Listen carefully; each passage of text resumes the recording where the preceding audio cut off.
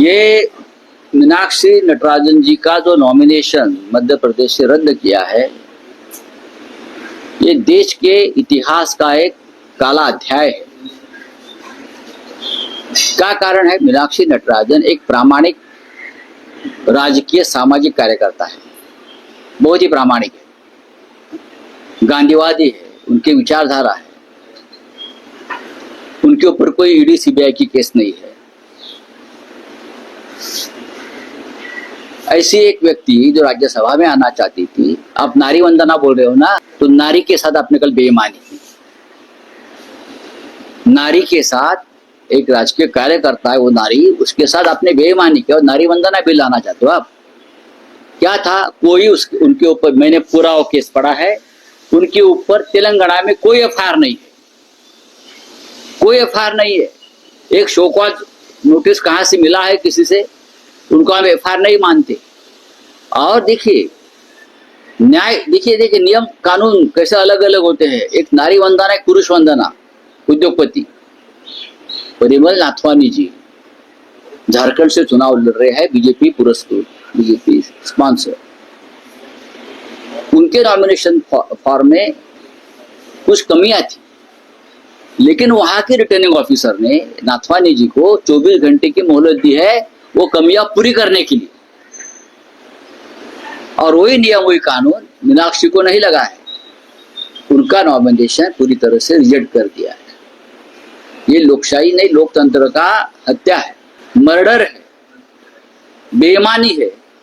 और मोदी जी को जो 12 साल हुए हैं ना, मोदी जी अगर सचमुच अच्छे इंसान होते तो हम उनका जरूर स्वागत करते, लेकिन ऐसा एक दिन भी नहीं गया है मोदी जी का और अमित शाह जी का कि उस दिन उन्होंने बेईमानी नहीं की है।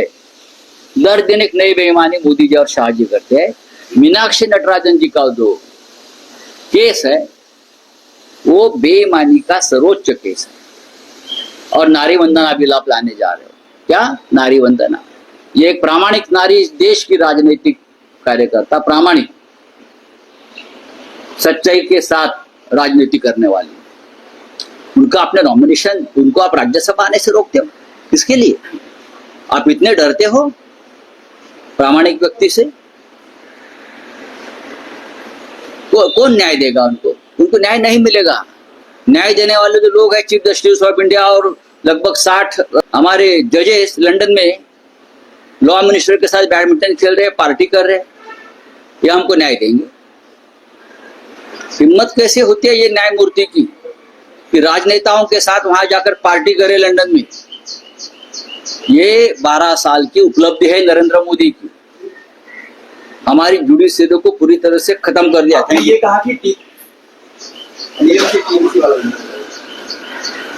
क्या टीएमसी और एनसीपी पक्ष जो कांग्रेस से, मैंने ये नहीं कहा है किसी पार्टी का नाम लेकर, मैंने कहा कि आज सभी को कांग्रेस पार्टी की मदद चाहिए लड़ाई लड़ने के लिए अपने अपने राज्य में।